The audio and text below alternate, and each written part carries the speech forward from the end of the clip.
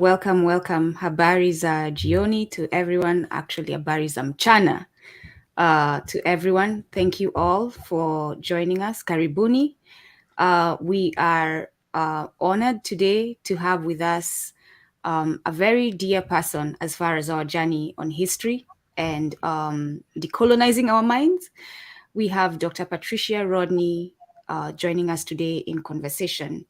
I'm going to go ahead and introduce myself. My brothers will introduce ourselves, and then we will go on to Dr. Rodney, whom I refer to as Mama Rodney. So for the rest of the session, you will hear me referring to her as Mama Rodney.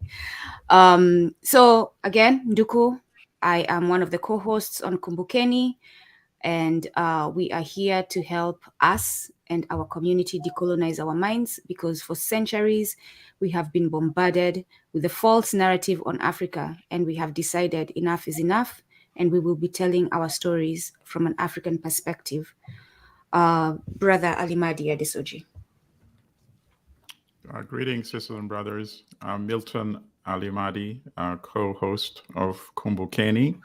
We combine a historical perspective to the contemporary challenges that face us today. And as Sister Nduku indicated, very honored today to have on our show Dr. Patricia Rodney, and we will introduce her shortly so that you, our audience, can get to know her as well. On to you, comrade. Yes, good evening. Adesoji Iginla, co-host Kumbukeni. And they won't forgive me if I don't say this. I'm calling from the belly of the beast. So I have to get that out of the way. The United Kingdom. Brother Milton will not let you get away without doing that. Go on. Thank you for confessing. Yes, it's an honor and a privilege to have in our midst Dr. Patricia Rodney, and who is coming in to help us reframe the narrative that has for far too long been the status quo with regards to the African continent and the greater South. And I don't want to take her thunder. I'll just pass it over on to her and get her to introduce herself. There's a lot of good things to say about our Dr. Rodney, Patricia, right? Dr. Patricia Rodney, please. Yes, Mama Rodney. As you introduce yourself, if you could please tell us about your work, the work you do with healthcare, and the work you do with the Walter Rodney Foundation, and also for myself. I am selfishly asking if you could please tell us a little bit about your experience in Tanzania when your family moved there. Welcome. Okay, good morning. My name is Patricia Rodney. I'm going to go back to, I was born in Georgetown, Guyana, Patricia Henry. Walter and I knew each other growing up in Guyana. We reconnected when he went off to study at University of the West Indies in Jamaica. And then when he came, I was already in London. I went up to London to study nursing. So I did my SRN in London. And Walter came up, excuse me, Walter came up to do his PhD at the School of Oriental and African Studies at the University of London. So we corresponded with each other for a long distance relationship between Jamaica and London for about 2.5 years. And then in 1965, we got married in London. I think it was one of the worst winters at that time in London, I can remember. Snow to get married. And then our son Shaka was born in London the same day that Walter got his PhD. Wow. So the baby came first and then the PhD. The right order. Yes. Yeah. Soon after Walter got his PhD, he applied for a position in Tanzania, and he was accepted. And so he went off to Dar es Salaam 3 weeks before we did. We followed him, the baby and I followed him to Tanzania 3 weeks later. So Shaka's first experience of traveling, he was 3 weeks old. Our first period in Tanzania was an academic year. So 1966 to the end of 1967. And I immediately fell in love with Tanzania. It was a very peaceful place. It was different from the rest of Africa, West Africa, which is very much like the Caribbean, very lots of movement. Don't take any offense, Adesoji. No, that's good. But Tanzania was very tranquil, and I think that's what made me fall in love with Tanzania. And it's remained my favorite place because my 2 daughters were born in Tanzania. And Shaka, growing up in Tanzania, went to a Swahili school. So his first language was really Swahili. Wow. And when he went back to the Caribbean, he had to think, he thought in Swahili and then translate in English. It took him a little while to adjust to English. So that's my brief introduction. You asked me about working in Tanzania. As I said, I was trained in England as a nurse. And when I got to Tanzania, I met the medical officer of health for the city council, who was, there were lots of expatriates in Tanzania at the time. And the medical officer of health at that time was a Jamaican gentleman, a doctor. Interesting. And we met him socially, and he said, you know, there's a shortage of nurses in Tanzania. Would you like to work? And I said, yes, but I had a 3-week-old baby, you know. And he said, how soon can you work? Because we really need people to work. So I said, okay, give me another couple of months and I'll start. I started much earlier than I had planned. And the city council mainly provided public health services. It was in hospital care. So I worked with, the first year I worked with school nursing, school visiting nursing. So we would visit schools and assess the children's health. So that's what I did for the first time I lived in Tanzania. That was my contribution. Yeah. Sister Nduku, I'm sorry. I just need to interrupt a little bit because Dr. Rodney said she knew the late Walter Rodney when they were growing up. So this, I guess, is referring to when they were kids. So I want to know, was Professor Rodney, Walter Rodney, ever a regular kid? Or was he already pondering the serious issues of the day, even as a 10-year-old, you know? Please tell us. Well, I didn't know him when he was that young. I knew him when he was at high school, but his Okay. mother told me he was just a regular kid. His mother said, and his mother said one of the things that him he was going to one, he was what, 11, 12, about 12, going to one of the most prestigious boys' schools in Guyana. But every morning he went to the market for his mother before he went to school. Wow. So I think from very early on, also both of his parents and most parents at that time were involved in politics, involved in the sense that they supported. Guyana had People's Progressive Party, which was united both people of African descent and people Right. of Indian descent. Correct. And so politically, people were very aware they were fighting for independence and self-government during that time. So in 1953, growing up, Guyana was already promoting a different kind of society. And I think it was probably one of the first countries to promote a socialist orientation. Correct. So both parents were involved. All of our parents were involved in that political awakening. Okay. So I think the consciousness began very early for most of us, that we just didn't think of Guyana, we were thinking of the Caribbean and globally, because Correct. we were getting that information coming into the society.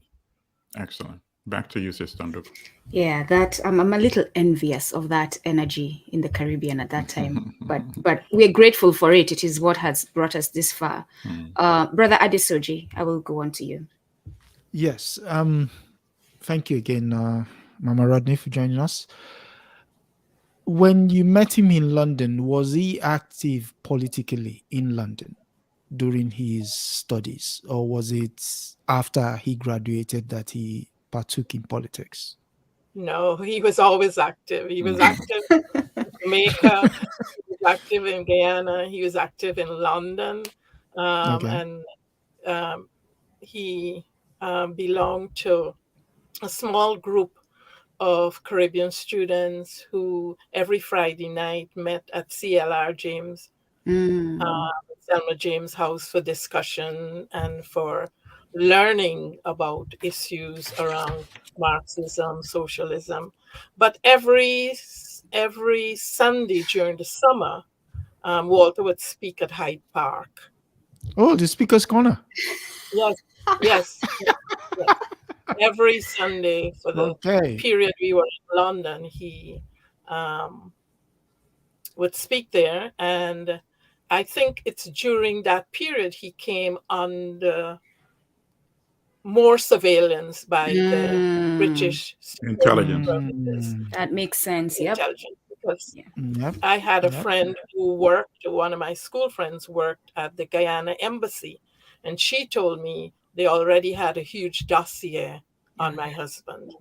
Yes, so he very early on he was targeted. Every time we traveled, at that time they didn't have computers. They had what is called a black book. And his name was in that black book. So every time we traveled to England or wherever, they would, flip this black book to see if his name is there. And then we would be held up for several hours. And this was true for the Caribbean as well as in England and the US.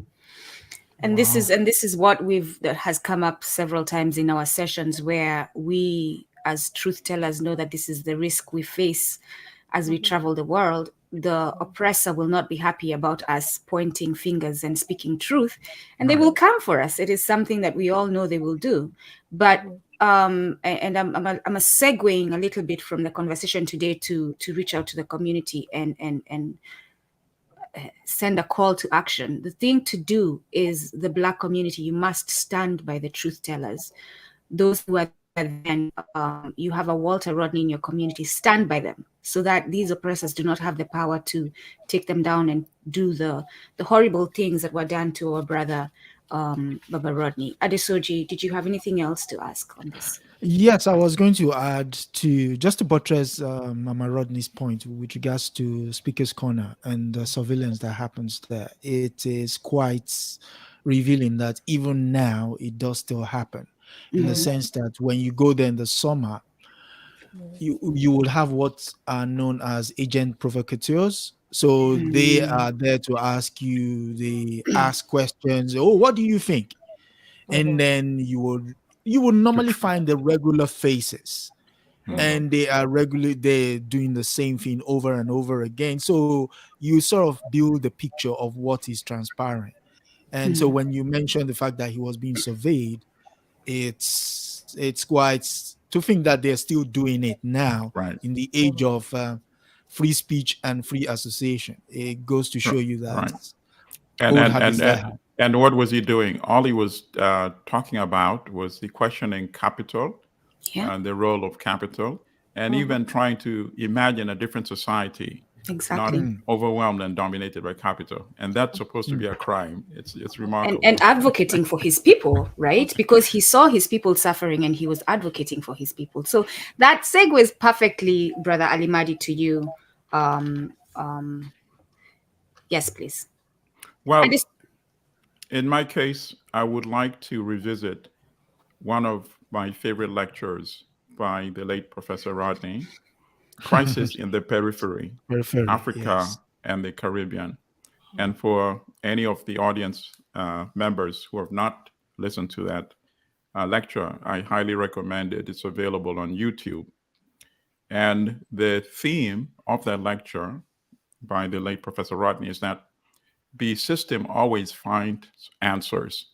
So, for example, even though he said that we should not underplay the significance of formal political independence in Africa and the Caribbean, that in itself was not sufficient to um, free ourselves from the captivity of colonialism and capital. So the system's answer was to promote African or Caribbean leaders who would maintain the same outlook, the status quo. Um, they, in fact, became, I would say, they played the role of the former European colonial governors, you know. They maintained the relationship, but now they have African skin. So it's hard to directly call them colonial agents, you see. So that was one of the answers. And if the system did not like what they saw, the case of Uganda, for example, he discussed Idi Amin. Idi Amin was convenient for the system because the system can say, look what happens when you give control to an African. So they preferred and he said, a buffoon like Idi Amin, without revealing that they were, in fact, the ones who installed Idi Amin to replace Milton Obote. And now in the 21st century, you have another one, General Yoweri Museveni in Uganda. And in the case of the Congo, liquidated Patrice Lumumba and replaced him with Mobutu. Mobutu Sese. Yeah. And then when we have people like Thomas Sankara emerging in Burkina Faso, brutally liquidated as well. So, Dr. Roddy, my question to you would be, you have given these issues some thoughts. You discussed these kind of issues with the late Professor Rodney. Where do we go from here? What are some of our possible answers to the system preempting us? What are your thoughts on some of these issues in terms of the way forward? That's a loaded question. I understand. Let me see. First thing, I think, how do we define who's a leader? I think we've been led into this trap that leaders are people who are either very qualified in the system, or it's not people who are committed to changing the society in the interest of the working peoples. We promote leaders who are prestigious, Correct. who don't come with any commitment towards change. I think independence has shown us that what we call briefcase independence. Basically, we haven't changed the social or political or economic systems within our societies. Correct. If you look at education, for example, we've continued with the same models of education that we've inherited from the British. We've tinkered with them, but we haven't changed it dramatically. Correct. And I want to let's look at Cuba, for example. People are scared about talking about Cuba. Right. I am Please not. do. I've been to Cuba Thank you. several times, and I'm very impressed with what they've done both in the educational system and the healthcare system. And perhaps one would say that only comes when you have a revolution, that you start to rebuild totally. But I think that is not always necessary if we have the correct people in place who have the interests of the masses at heart. Correct.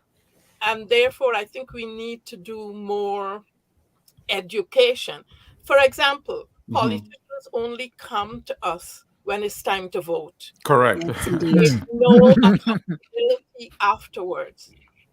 And I think that's our fault, because we should be saying to them, what are you doing? We want a report every year, every 6 months, whatever.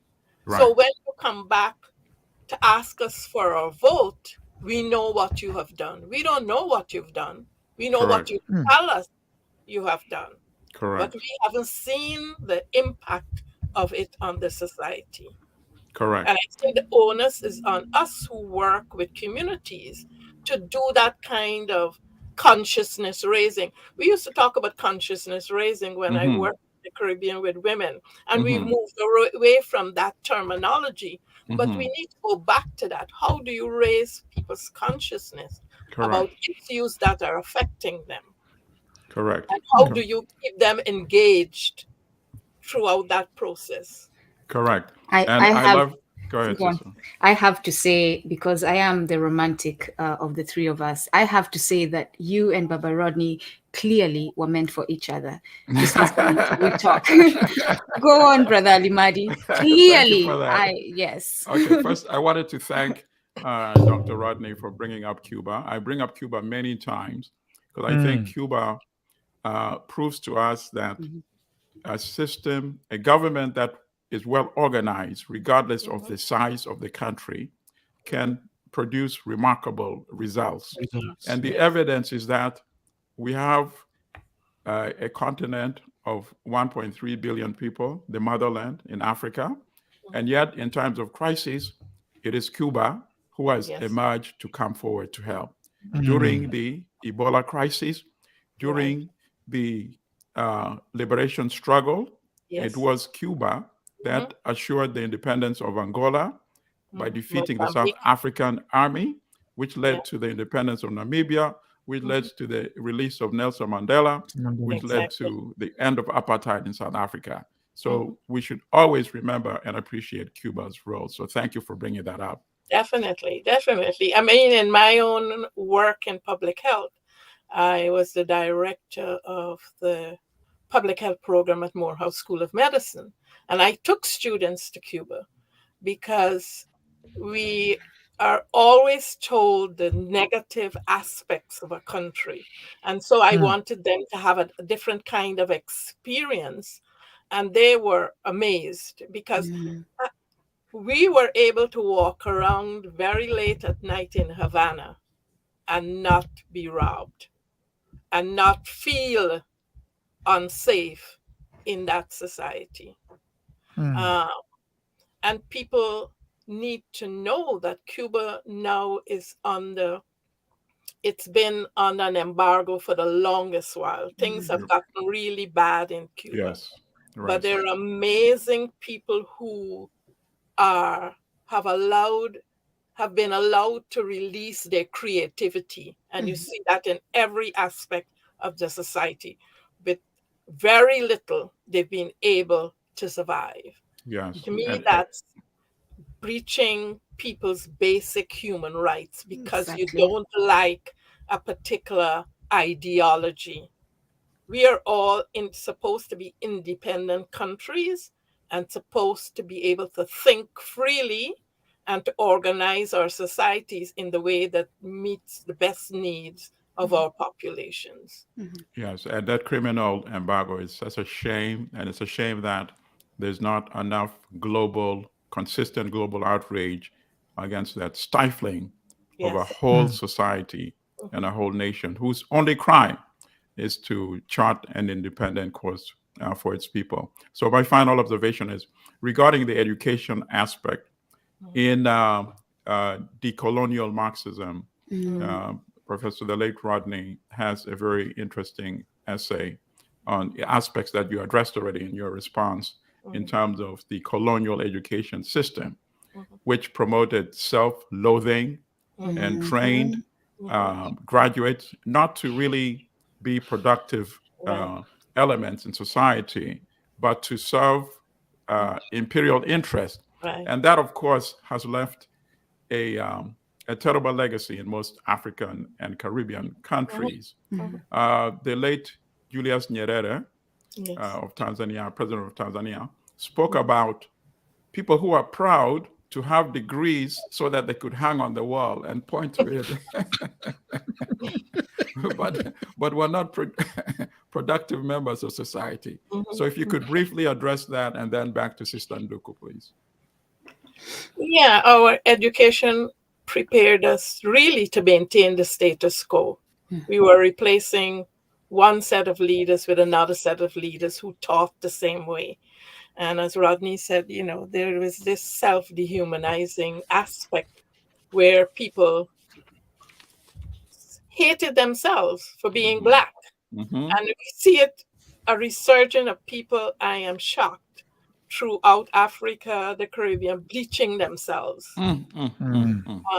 which means that, there's still this self-hate in that we may have achieved independence, but certainly our minds are still colonialized because Absolutely. we still think that whatever comes externally is better than what we have inside of our own countries. So Correct. instead of looking and developing inside, looking in to ourselves, we always looking outside and thinking that whatever happens in Europe or the United States is much better than what we have to offer in our own countries. Correct. Yes, you say that, and this year, as I head back home to visit my family, I have intentionally decided that this year I am not bringing any gifts from the West. So for that very reason, because they have been caught up in this whole thing. I want shoes from the US. I want clothes from the US. Go to the tailor right there in Nairobi or Right. Mombasa or Kisumu and get your outfit done, because that's what I'm going to be doing. I'm going to be getting my new wardrobe from Kenya from the tailor when I go to visit this year. So and not necessarily those shoes are not made in the US. They're branded in the US, but they're made in other countries where people have paid very few dollars to make them. Exactly. Absolutely. Yeah. I'm going to be getting myself a pair of safari boots too, as you say that. So from Kenya. But we'll go now to your work with healthcare, because you did mention it as you were speaking. And you've written a book. You've written The Caribbean State, Healthcare and Women, an analysis of Barbados and Grenada. If you have it, you can hold it up for people to see. There's that. And you've also written a report, a research article. Yes, there you go. There it is. A research article, Safeguarding Primary Healthcare, a case study of Barbados with Eska Copeland. That's where my question comes in. In this report, you talk about how you talk about the top down way of doing healthcare because healthcare is controlled by prestigious doctors. And you say that this elite group of people, the way they are doing healthcare is from the top to the bottom. They're not thinking about the people. And Walter Rodney, in his book, How Europe Underdeveloped Africa, he talks about Africa's role in shaping its own relationship and continued dependence on the Western Hemisphere. How do you connect these two issues? So, do you see this happening in Africa? Because we know we had recently the issue with COVID, the COVID vaccine, where Africa wanted to produce its own vaccine, but the West said, no, no, no, no, no, no, no. As if Africa are children and the West as a parent, and they must allow them to do for themselves as far as healthcare. Yes. So, speak about a little bit about your work on healthcare as far as this goes. Okay. As I said, I started out in nursing in the UK, and then my education has been very truncated because I moved wherever my husband moved. Correct. So I started doing my undergraduate degree in Jamaica, and then that was interrupted. Once we got to Guyana, I worked. I was in charge of early childhood education program in a very working class neighborhood. So that was my first venture tying education and health together, working with children under 5 years old, and getting them to begin to appreciate who they are as young kids and growing up in a society where the majority of people who were in power were Black people. And then I went off to UWI. I did my diploma at the University of Ghana and went off to finish the year in Jamaica to get my undergraduate degree in social work. When I got back to Guyana, I was told at that time my husband's job was rescinded from the university. And I was told I was now overqualified for the job I previously had, which is ridiculous because Preposterous. I thought I had more skills to develop a program in childhood education. Anyway, this was the government attempt to Yes. frustrate us as much as possible. So when we were forced to leave Guyana after my husband was assassinated, we went to live in Barbados. And in Barbados, my first job was as a medical social worker at the only public hospital, the Queen Elizabeth. It's called Queen Elizabeth Hospital in Barbados, where I worked as an intermediary, a social worker between the doctors and patients, trying to get services for patients, whether they needed home health care or whether they needed specialist care. After that, I worked at it was a unique program that I developed with the Transportation Board in Barbados, which was a parastatal organization, part government, part private, a bus company, the huge bus company. And I was asked to set up an on-site healthcare program for the bus workers and staff. And that was unique because we converted a bus into a health center. And my task was to do the preliminary assessment of the workers, to do education with the workers. So I collaborated with the trade unions to do worker education, also training all the workers in first aid. When I left that job, I joined an organization called WAN, the Women and Development Unit, which was a extramural program of the University of the West Indies. And our program was to work with women, mainly working class women throughout the Caribbean, to do raise their consciousness, to do gender issues, and to introduce women to non-traditional skills. Non-traditional skills like teaching them refrigeration, mechanics, bus driving, whatever men did. We introduced those programs for women. Okay. And based on my work with that organization, I was offered a fellowship to do public health in the US. And one of the gaps I saw in the program we had was that we were teaching women to be financially secure, but we were not addressing their health issues. Mm. And so my focus was to bring in that component into the program. Yeah. There's so many places my head is going with this, especially because I am a woman. But you're right. And I'm thinking to myself, what does it matter if you have wealth financially if your health is not right? Right. And it's something that our society does not prioritize, which is the basic need of our existence is how well your body is doing, your health, mental, and elsewhere.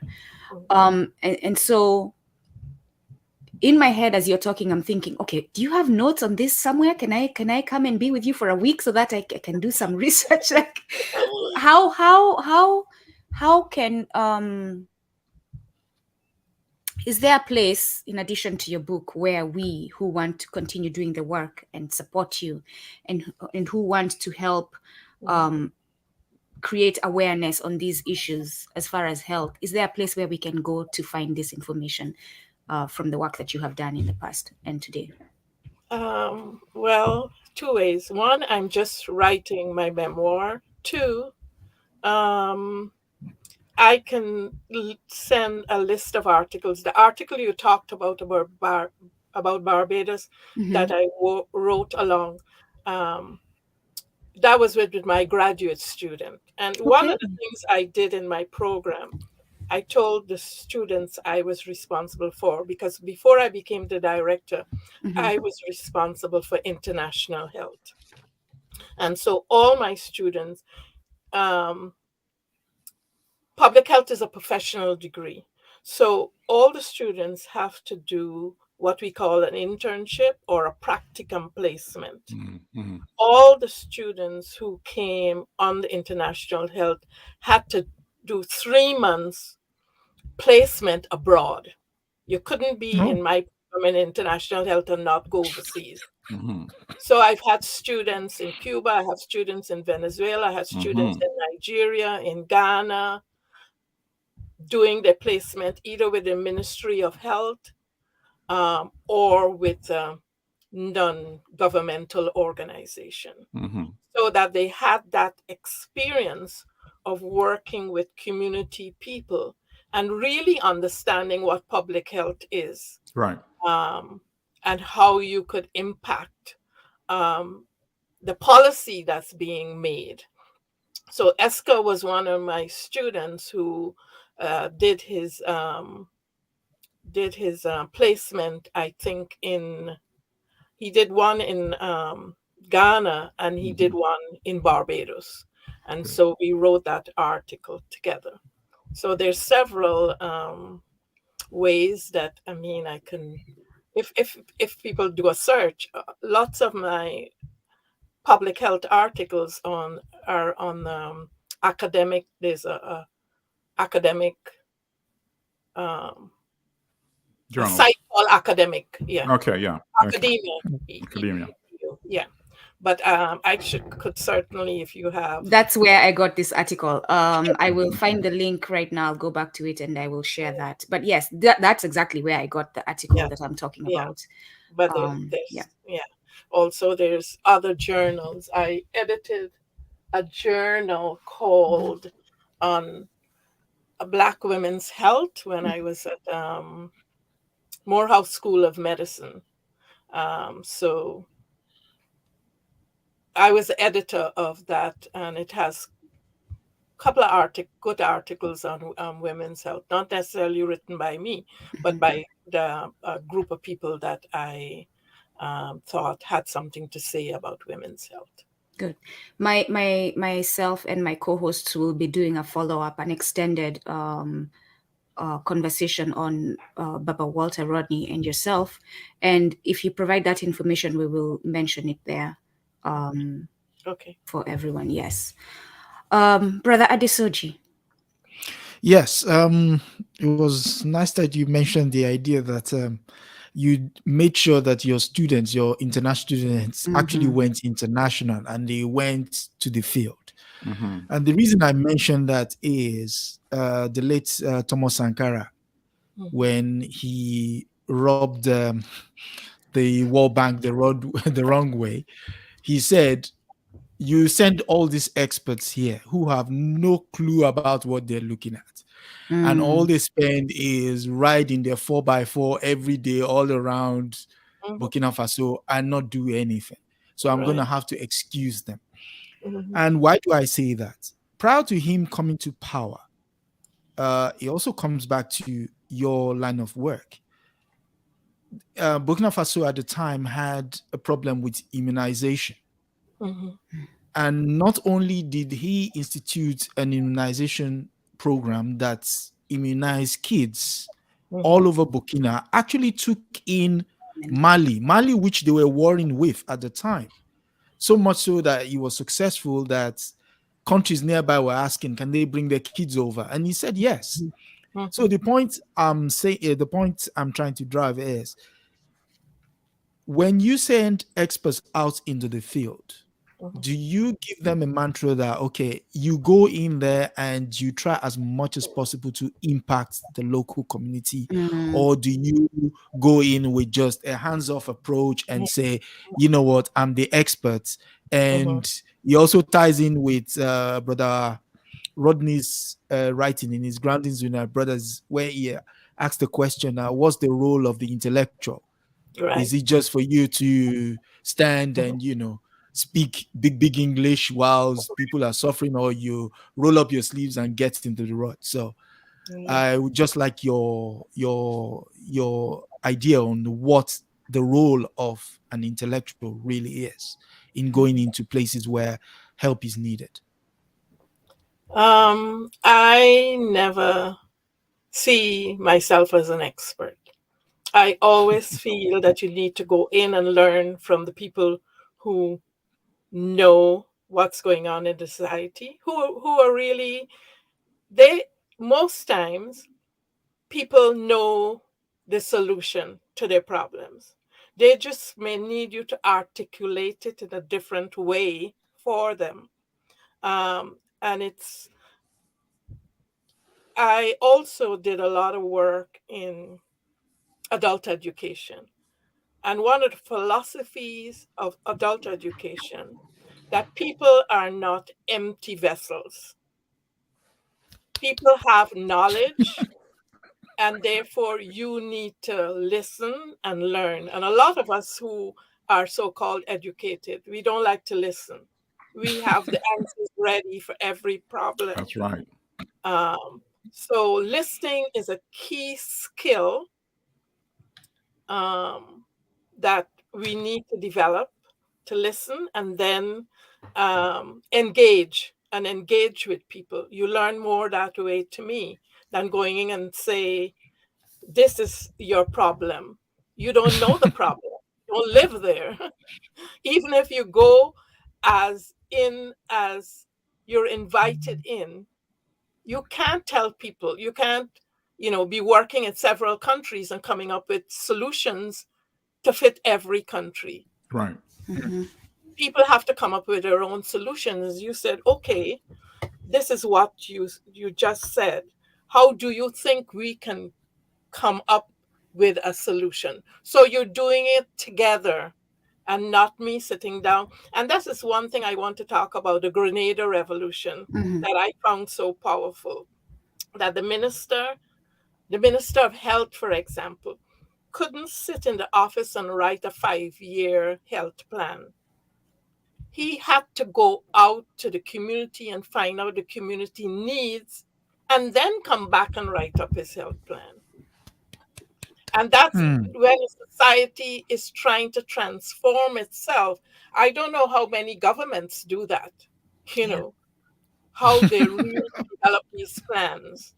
They sit in an office, they may look at somebody else's plan and perhaps copy it. I don't know. But I'm saying that was what was unique that happened in that short period of the Grenada Revolution.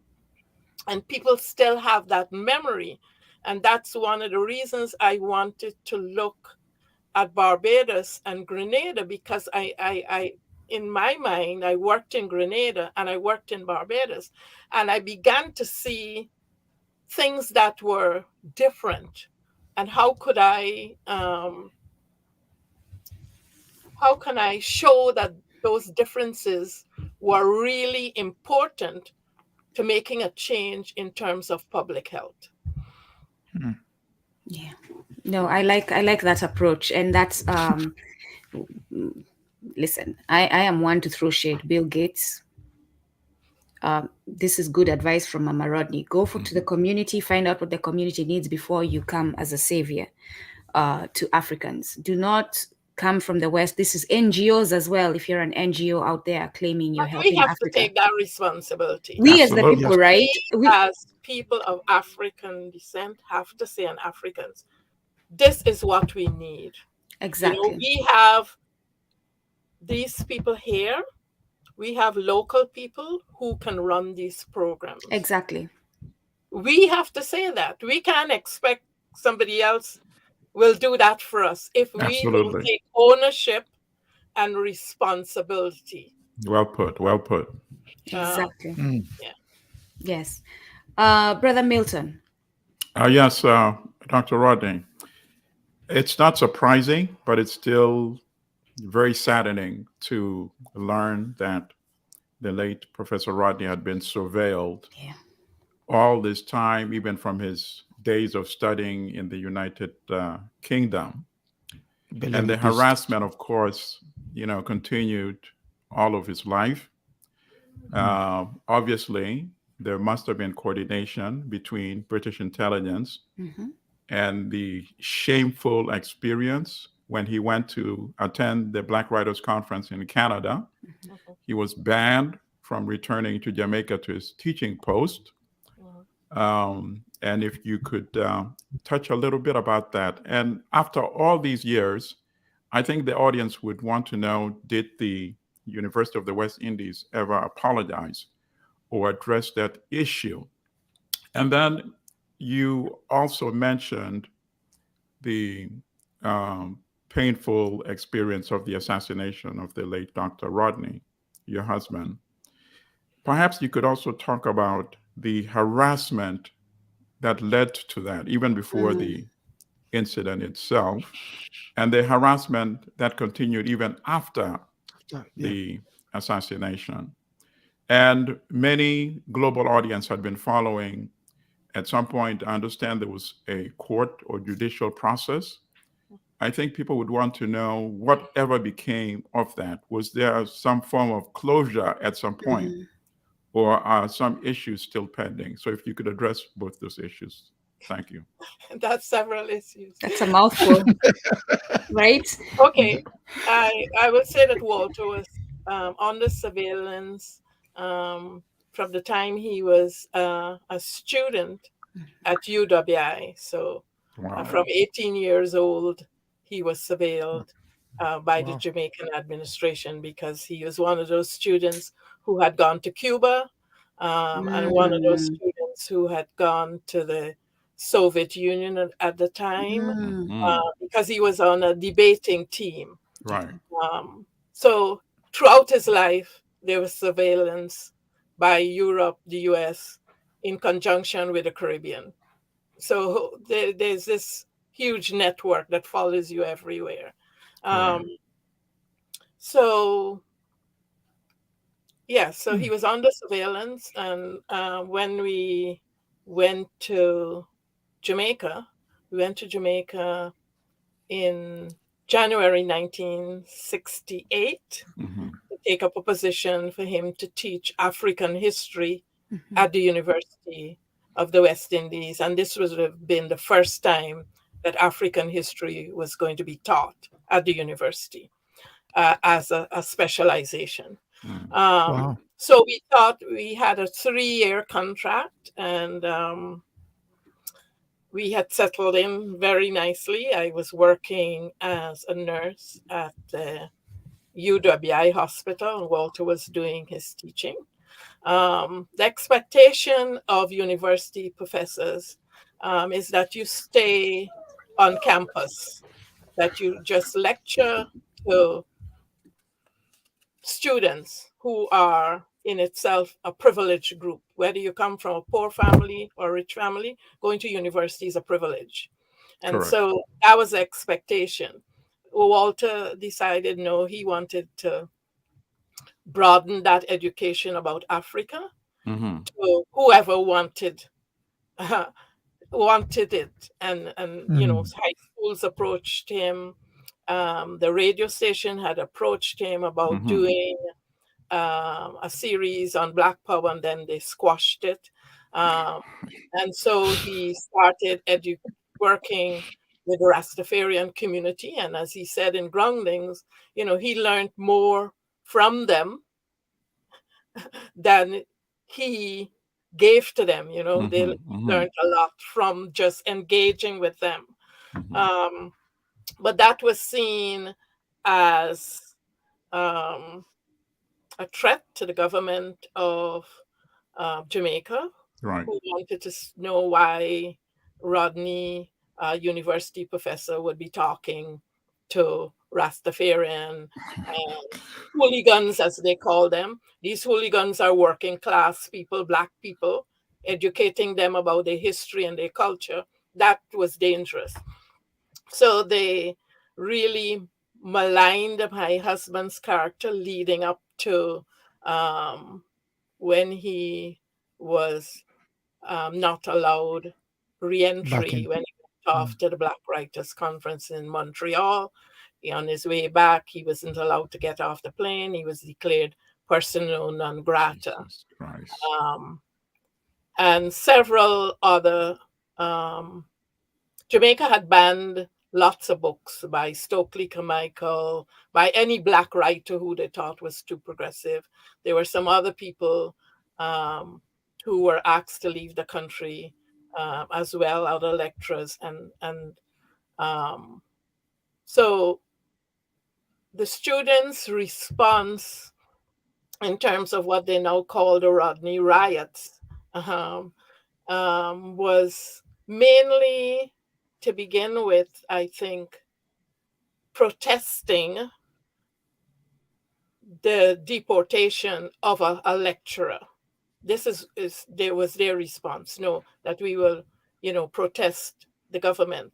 When the protests began on the way to the Prime Minister's office, other working class people and students joined that. So it became a much wider revolt. And the revolt, as Rodney said, wasn't caused by me. I might have Mm-hmm. been a spark. Mm-hmm. People were reacting to the social conditions within the society. Correct. This just happened to galvanize it. But to blame it on Rodney was their cop out, because they wanted to divide people on campus. The campus is a Caribbean-wide campus. They started to talk about these foreigners, these Guyanese or whoever. So the policy the British used with us, divide and rule, Right. the same thing they perpetuated in terms of banning Rodney. And you ask the question whether they ever apologized. No, neither government apologized. Neither the progressive government led by Manley apologized, or the government at the time under Shearer. Neither government has ever apologized for that incident and the repercussions of that Correct. banning on Rodney. And Including a breaching of the contract. I don't know if you could briefly also address the issue of the judicial process in Guyana. For several years from the time Walter was assassinated in 1980, June the 13th, the family has always called for a commission of inquiry into his assassination. That did not occur until 2015, when there was a commission of inquiry set up by the PPP government, the People Progressive Party government, which is predominantly an Indian government. When the People's National Congress, which is predominantly African government, came into power, they had changed their name and formed a new coalition, but it was basically the same government that assassinated Rodney. When they came into power, they aborted the Commission.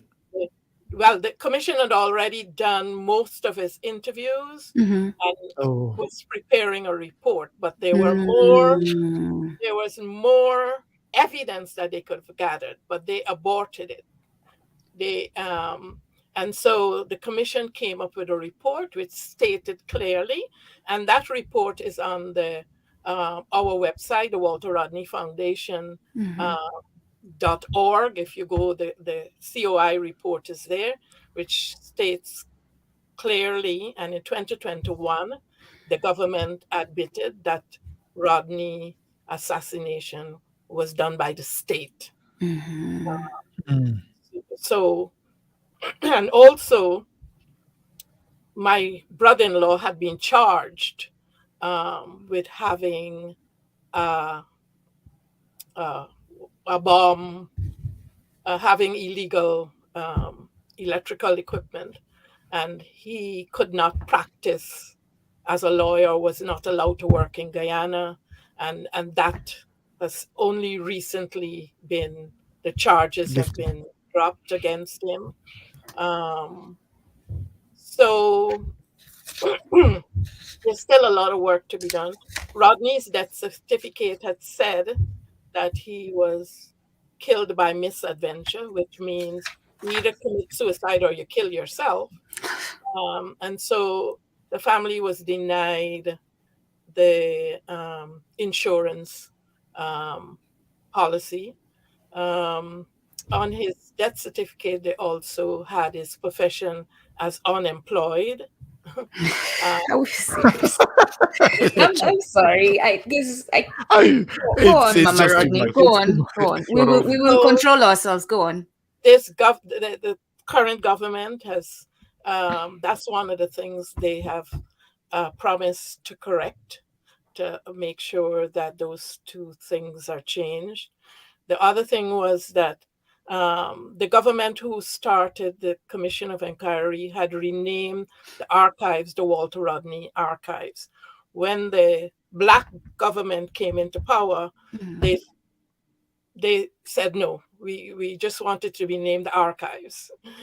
And then this current government had to go back to Parliament to get it renamed the Walter Rodney Archives. The gravesite and there's an avenue along where Rodney was killed. Those were being looked after mainly by volunteers. The government has now taken those over, and they will make sure that those sites are properly looked after because they were in total disarray. Some of them were vandalized, and so they're now national monuments that the government will take over. But the family is also asking for reparative justice. Correct. Yes. And as you know, we are in our 20th year of the Walter Rodney Symposium. We hold a symposium every year around his birthday, which is March the 3rd, so we hold it in that week. This year is the 24th and the 25th of March. So you're all invited. I was about to say, where course. is it? What time? When? I will send you the save the Yes, date. please. I'll just save the date, but we'll be putting them out. Please ask people to check the website Correct. and the Walter Rodney Foundation, Yeah. because we're updating that. We're just trying to work out the location, because Angela Davis 2 years ago had promised to be our keynote speaker, and then COVID happened. Correct. And she's agreed to come back this year to be our keynote speaker. Very good. Okay. There's also a new film that's just been, it was premiered in London. I don't know how you didn't see it. I came to the premiere in October. It's called Walter Rodney, What They Don't Want You to Know. And that will be premiered in Atlanta.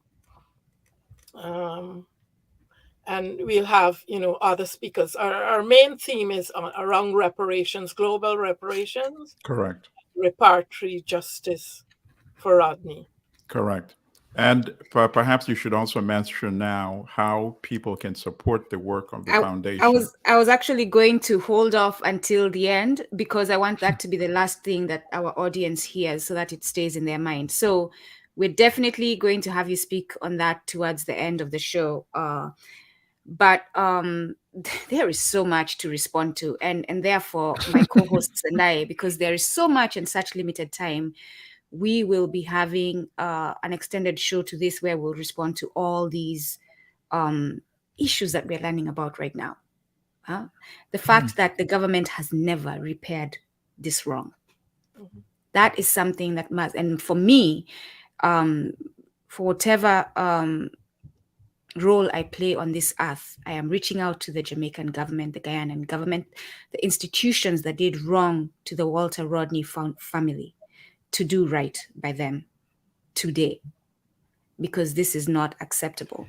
And so we will be bringing in our brother Colin Benjamin, who will be asking his question and speaking to Mama Rodney. And they have, I cannot wait to bring him in. Speaking of the groundings with my brothers, Colin Benjamin is one of those brothers. But before we do, there's a question from the audience by Kiss of Love 14. She says, I'd be interested in knowing Mama Rodney's perspective on the future of capitalism, and if she still has hope that a new, more equitable system is achievable. As I bring in Brother Benjamin. Go on. Well, I think there always hope for a new system. I think changing the conditions is up to us. How do we see all of our issues as one issue?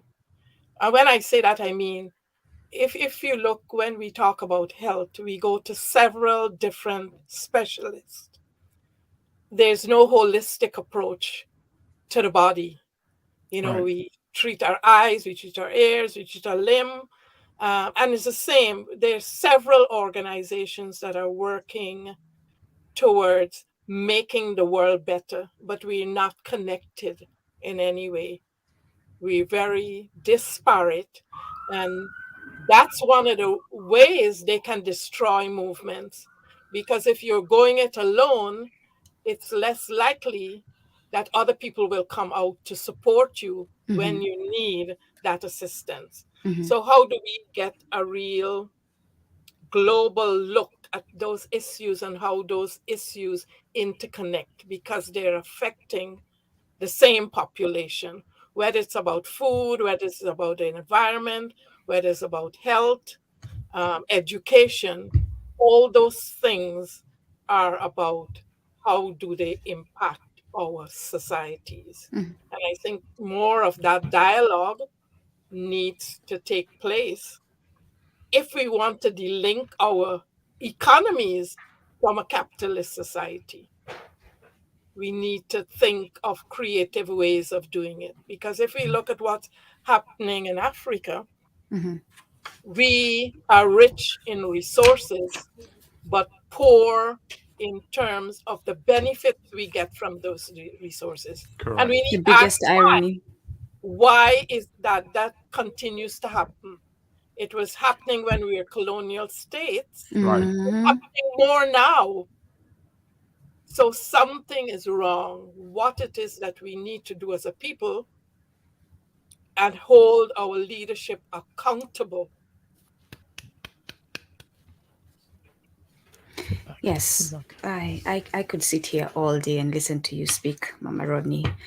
Thank you so much. To our audience, before we bring in Brother Colin to ask his question, welcome, Brother Colin. Good afternoon. Good afternoon. I would like to again, myself, my co-hosts, Brother Adesoji, Brother Alimadi, we are juggling. We have our 9 to 5s, we have our families, and we have Kumbukeni.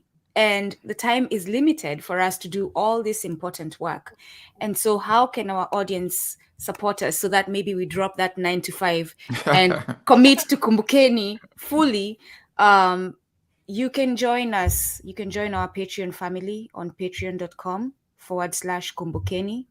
And the spelling of Kumbukeni is just like our channel now. If you're here listening, it's Kumbukeni. And that is a Swahili word that means remember. We need to remember our history. We need to remember who we are, because we have been colonized and we have this mindset of who we are that is not us. And you could also subscribe to our YouTube channel. We are asking you all to subscribe, because the more subscribers we are, the better chance we have of generating an income and walking away from the 9 to 5. We don't have to be in social structure. We can come and commit to our community. There, you can subscribe on youtube.com/@Kumbukeni1. Brother Colin, welcome. It is good to have you, brother. I am looking forward to the conversation on the groundings. Let's get to the groundings. Thank you for having me. First of all, I would like to say it's indeed a pleasure and an honor. And I would like to thank Dr. Patricia Rodney and her husband, Walter Rodney, not just on my behalf, but also on behalf of the many people from, my neck of the woods in the Virgin Islands and in Antigua who have been influenced by Dr. Rodney. I remember as a young teen going to visiting my older brother's house and seeing him with How Europe and the Developed Africa bookmarked. And in the years after, I can't tell you how many Rasta people who I would see with either How Europe and the Developed Africa or the Groundings. And I remember my cousin as well. He studied in Jamaica, and I remember him telling me about going to the protests. And this was very interesting because, I was stunned because, my cousin, I was like, wait, you went to the protests? But so there are a lot of us, we are aware of Dr. Rodney's influence both on the reparative movement for reparations, as far as with How Europe and the Developed Africa, but the groundings as well, within Rastafari. And so, like, the thing that I would like Dr. Patricia Rodney to maybe give us a little insight into is tell us a little bit about that early period when Brother Walter identified the Rastafarian community as a community, and explain to us what did he see that made him decide that this particular group could be a powerful force for social change. Okay. Walter studied in Jamaica for 3 years. He was an undergraduate.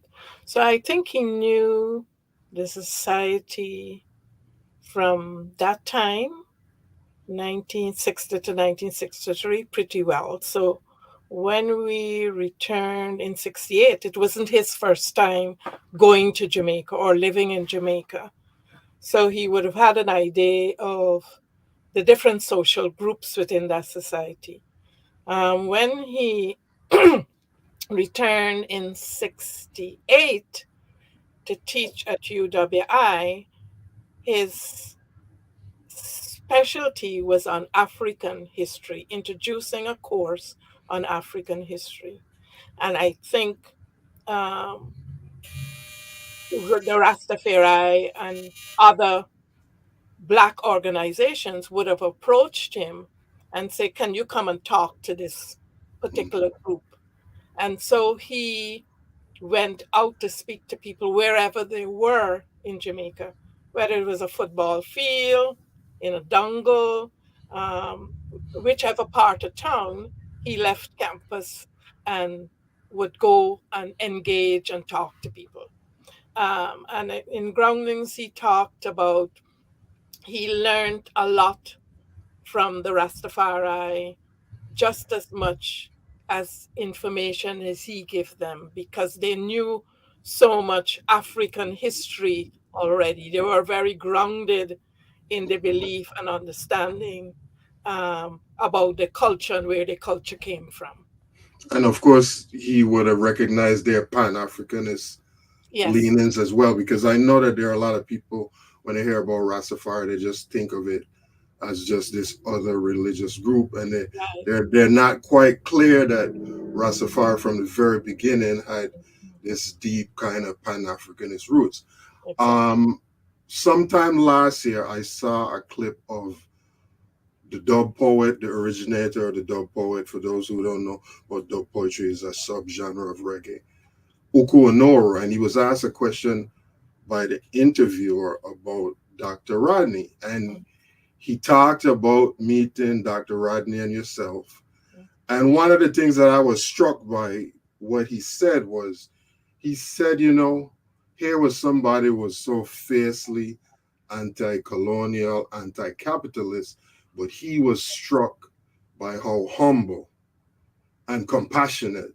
Yeah. Those are the words that he used. And what I thought of when he was saying that was also that here it is, you had this brilliant scholar, PhD at 24, but yet still his head wasn't up in the clouds, like how so many of our other bourgeois academics were. And so like I was very struck by that. Walter was always a very simple person. I mean, I'll give you one comment somebody made when we were in Guyana, and we only excuse me, let me get a drink of water. When we were in Guyana, Walter would go and sell their newspaper, the Working People's Alliance newspaper pamphlet called I forget the name now, but he would go selling Day Clean. They called it Day Clean. And he approached this man and said, "Would you like to buy this Day Clean magazine?" And the guy said, "I'm not buying that thing. That guy Rodney is so lucky. He can go around talking, and his wife can work and support him." He didn't know he was talking to Walter Rodney. That's how simple he is. Right. And it Right. was the same in wherever we lived. He's a very human person. People connected with him very easily. But that was always his persona. And I think that's why, you still have, great many Rastas who they still have this love of Dr. Rodney because of the fact that here it was there, like the most oppressed group, not only in Jamaica, but throughout the Caribbean. And yet still he, was amongst them. And clearly that upset the Jamaican government because you had all this movement. In fact, there's a documentary that people should, what it is, Bad Friday. It talks about this incident in 1963, where, because under the then Bustamante government, he basically had a dead or alive campaign against, the Rasta. So it's clear that collaboration, that grounding with the brothers that they saw Dr. Rodney doing, it's clear that really scared them. And this was why they said, we cannot let this guy have any more collaboration with this group. Yep. Yeah, we lived off campus. We lived in an area called New Kingston, Trafalgar Park. And I think our neighbors were horrified because it was a very middle class neighborhood when Rastafarians will come and visit us. So I think they were not very happy that we were, making the neighborhood this place that they wanted it to be. Yeah. No, that's amazing. That's like how some of the white communities would feel when they see, African descendants moving into those when they smell the fufu. Right. And now we have fellow Africans doing the same thing. Exactly. It's amazing. Yes. I remember a similar thing when Bob moved to I think it was Hope Road.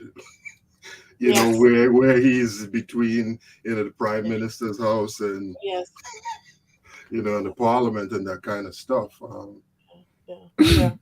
And he has his brothers visiting, and the neighborhood does not like it. Imagine that, the hate of self that we have been taught. But I would also say too, because I was listening earlier and you talked about the fact that up until the present time, the government of Jamaica or neither the University of the West Indies haven't issued something. We have to change that. That's exactly what I'm saying. We have to pressure them, because that's an outrage. That's an absolute. So maybe, Milton, maybe we have to start a campaign. A petition, sure. Yes, indeed. No, without a doubt. Well, I don't know if you know Dr. Vereen Shepherd. She is working on pulling that together because, as I said, 2 years ago, I gave the keynote at the UWI Center for Caribbean Studies. Right.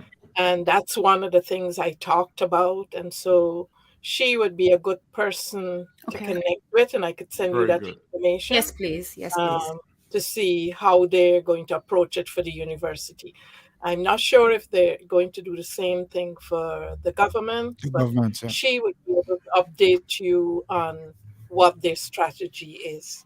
This is important as far as not having to reinvent the wheel and uniting the movement so that we're moving together. That is please send us. And there's another connective piece here too, in terms of a couple of years ago. One more, Brother Colin, and then we will let Mama Rodney speak about the foundation.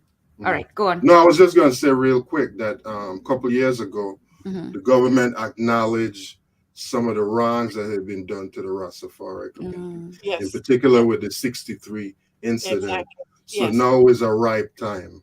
To hit the iron wire is still hot. And the irony, how are we sitting here enjoying Rastafarian music while hating them? Like people, black people. The government uses Bob Marley's music to make people come, but yet still, when he was alive, he was getting all this fight. And that's another thing about our community, black people. Stop disliking your people while they're alive, and then when they die, you want to claim how much you love them. Right. Show that love while they're still alive. Mama Rodney, it is a pleasure. It's an honor. It is amazing to sit and listen to you. Before we close out, I would like for you to please share about the Walter Rodney Foundation and how we can support you continue doing the work that our brother, Baba Rodney, started. And I will share your link as you speak. Yes. We decided to we had to collect all of Walter's papers, which were in different places, because we had to get them out of Guyana as quickly as possible because we felt they were going to be destroyed. So they were Correct. in different places until they were donated to the Woodruff Library at Clark Atlanta, not Clark, Clark Atlanta University Center, the Woodruff Library. So that all his papers are there, stored there. And then in terms of handing over the paper, we decided that we wanted to make sure that his legacy was kept alive and also that the family had some control over his works because Correct. a lot of it was being pirated. So we started doing the symposium, and then the family started the Walter Rodney Foundation. And we have several programs. If you go on the website, www.walterrodneyfoundation.org, one of the programs I talked about was the Legacy program. The other one is the Walter Rodney Speaker Series, where we invite people who are using Rodney's work and interrogating Rodney's work and developing Rodney's work.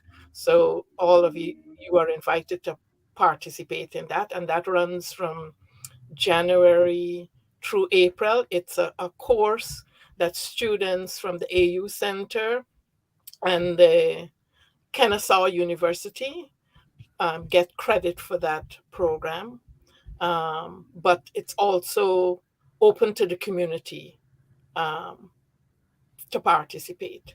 And then we have the annual symposium, and we're entering, this will be our 20th year of running the symposium. And we usually do it around a current theme or an issue. So all those are on the website. Encourage people to visit the website.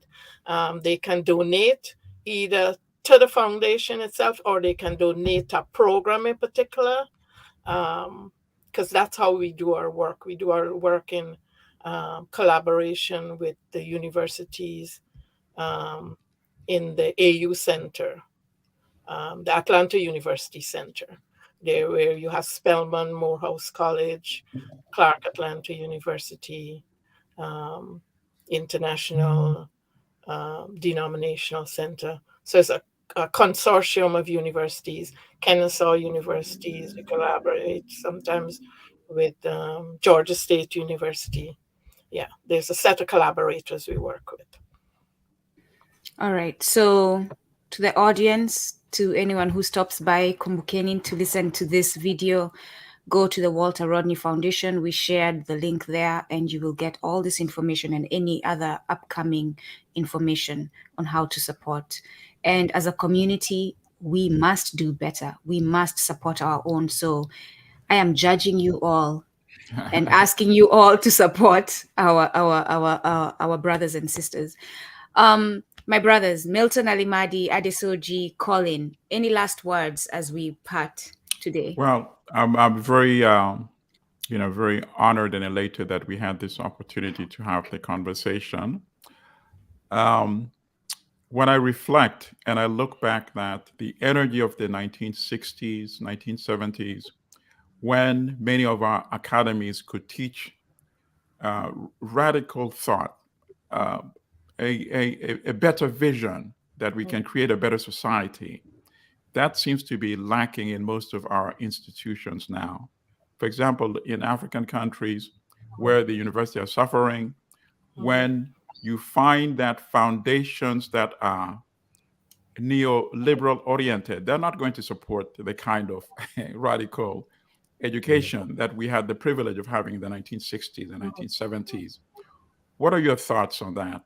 And I'm sorry to pose this question because I wanted us to leave on a more, dynamic, hopeful. Do you know direction. what else? Do you know what else we're going to do? What else we're going to do is we're going to be very African today. We usually end at 1:30, but we will end wherever all of us ask our final questions. So go ahead, Mama Rodney. So that's my thought. I think we, as individual lecturers, you have to create those spaces. Correct. And it doesn't always have to be within the academy. It can be Correct. outside of the academy. Mm-hmm. Encourage people to read.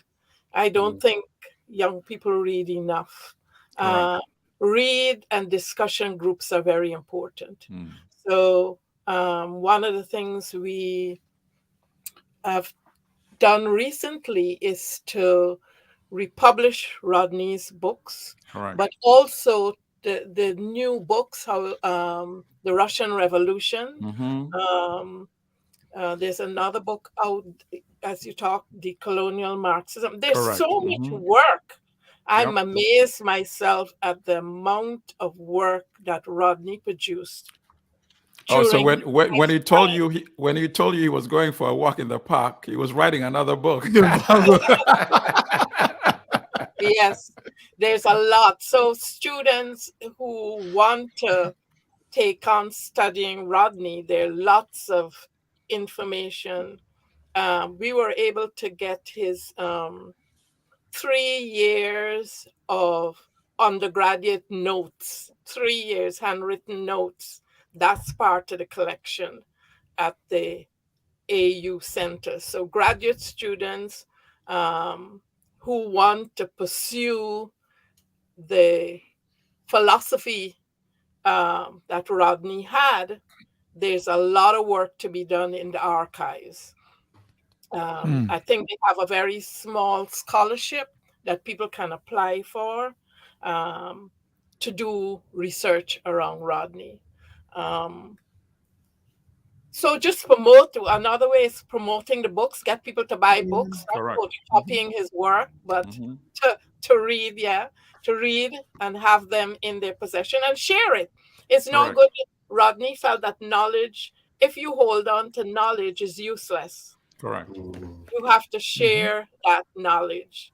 Get into reading groups, you know. There's so many things that could be done. I don't know if you know that Rodney also wrote 2 children's books. Wow. In the process of republishing. It's called Kofi Badu Out of Africa and Lakshmi Out of India. And those were written mainly for Guyanese children of 2 races to begin to understand each other and respect the culture. But those books can be used anywhere for people understanding our differences and how we respect and can work together in solidarity.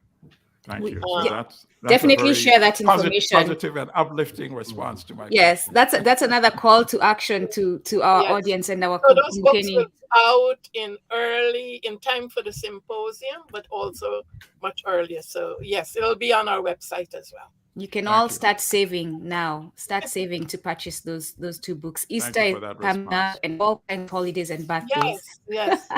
Adesoji. Yes, mine is going to, excuse me. Mine is going to be part statement, part reaffirmation to what you just said. You said it's important that we read history and tie it with our modern times.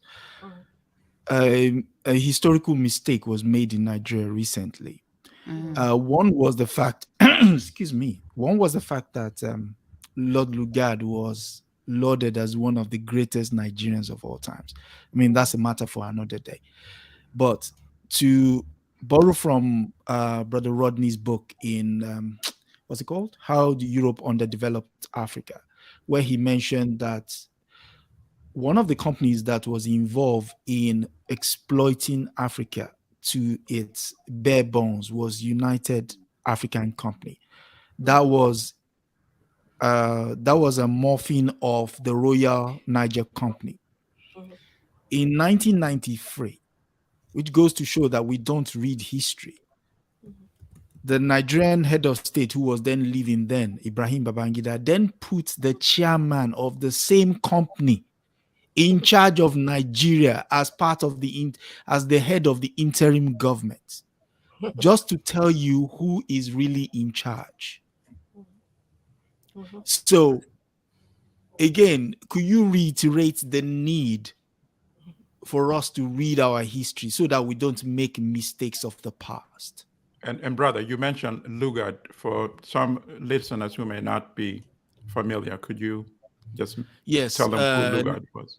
Okay, so Lugard was the Governor General of Nigeria who amalgamated the northern and southern protectorates, but he was also partake in the killing or the massacre of the people in Buganda as part of the pacification process in Africa by using what was then known as the Vickers gun. It's popularly known as the Maxim gun, which could release 600 bullets a minute. So that's one of the massacres he partook in. A host of others, but that's the most notorious that he did.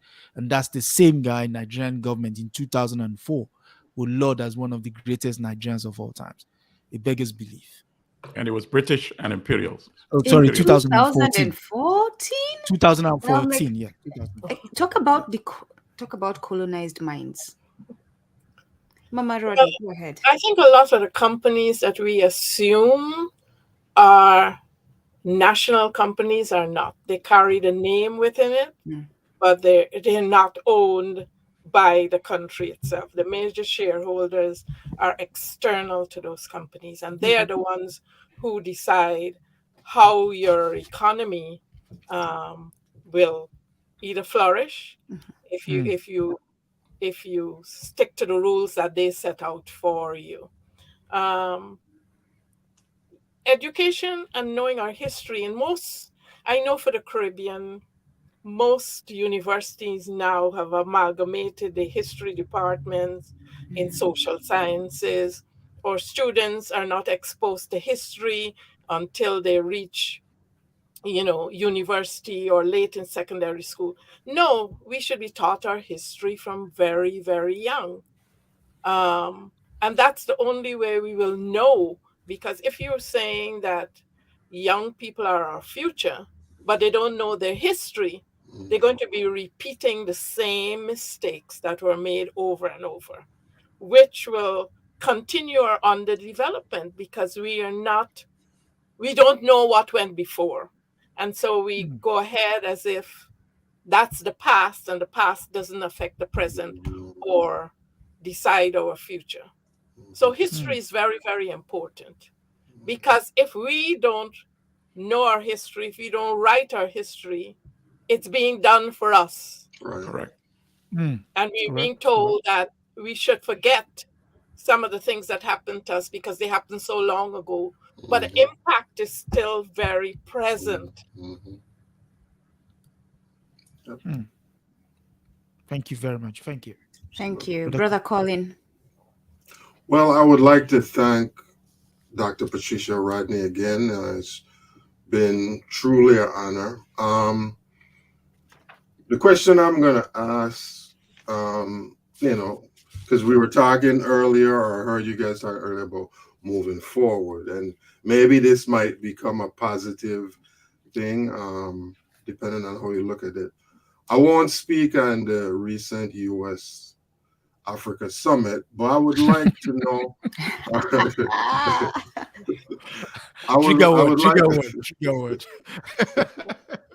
Dr. Rodney, you are in Barbados, and I know that Prime Minister Mia Mottley, I think she was the driving force behind the recent CARICOM Africa Summit, which I think has great promise.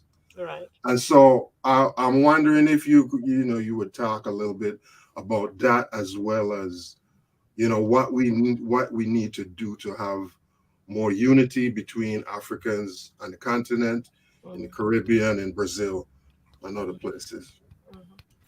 Amazing question. I think that's long overdue. I don't think it's a new idea. I think that Prime Minister Motley has accelerated the pace of it.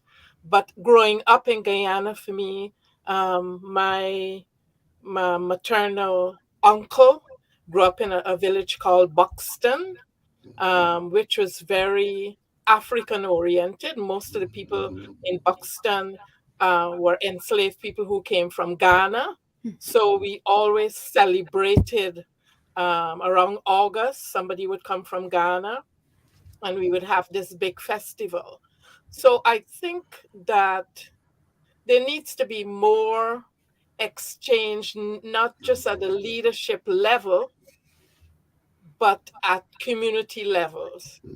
Because one leader might promote, our uniting together. Another leader that comes in may not have the same approach. So we need to have other mechanisms of making sure that people connect at that very level. We know that transportation between Africa and the Caribbean could be expensive, but there are other ways, like we're doing now. We have these facilities that we didn't have before. And how do we utilize it to the best possible way of making sure those connections deepen? And I know that that was one of the things, because I listened to the inaugural, and that was one of the things that was mentioned in terms of making it easier for two-way travel. You asked about a summit of those leaders. I think that's a waste of time. I don't know why they travel all the way to Washington. It's very embarrassing, actually. It is. That you're always coming to seem to be beggars when you are the one that have all the resources. So that one I wasn't very impressed. Agreed. Thank you. I will. As you see, it's mostly men. That's what I said too. Thank you. Perhaps we need some changes, because I think that women are more. And on that topic, I like the way you put it so delicately. And on that topic, real quick, could you talk a little bit about Brother Rodney's, because he was also very progressive in terms of women's rights. Yes. I'm glad you raised that, because some people say, oh, Rodney wasn't a feminist. Well, feminism is a new terminology anyway. But throughout Rodney's work, he always paid attention to the role of women in the society. Every text he's written, if you go through it, you would see. And usually when people say Rodney wasn't a feminist, I know they haven't read his works. Right.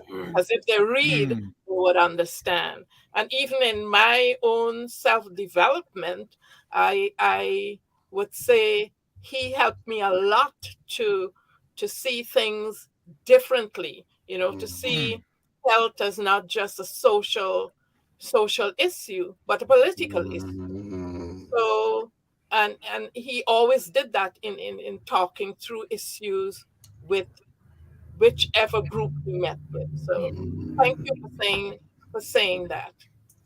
Thank you so much. Such a rich conversation.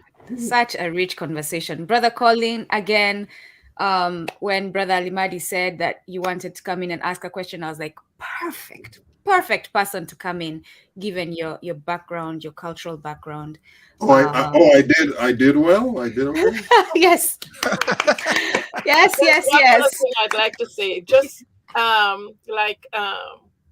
Brother Colin talked about his experiences in the Rastas. Each of you can write something about Rodney's impact on your own work. I think that's a great idea. We're also thinking of publishing a small booklet of Rodney's quotes. So there are several ideas we are running with to try to support the work of the foundation. Yes, thank you. Proposal accepted. We are all writers, so brothers, let's get to work and share. I was missing the idea with Sister Nduku earlier that maybe the three of us could do how Europe still underdeveloped Africa. Sure. Just to continue the work. Yes.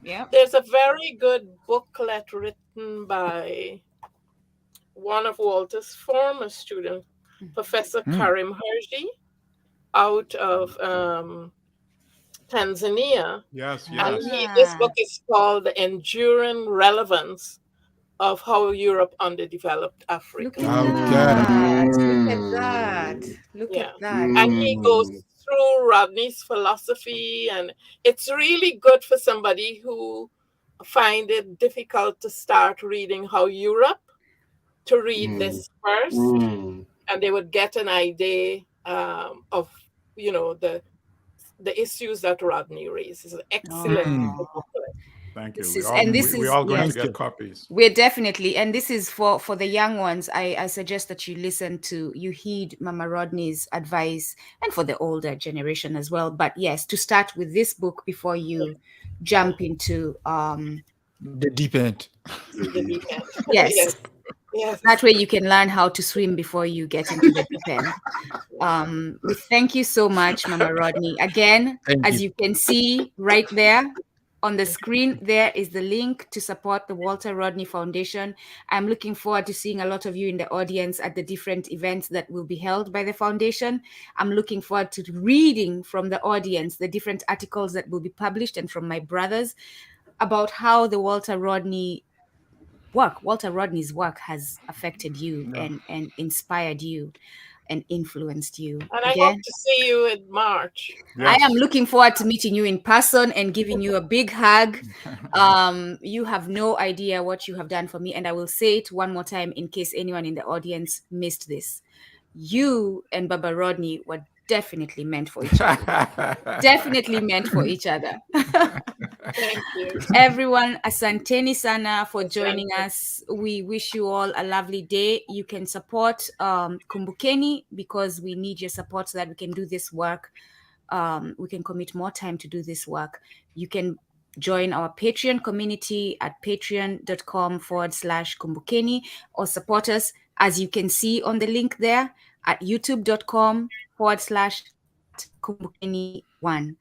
We had, listen, and brother Dr. Walter Rodney, because he did the work to earn that title.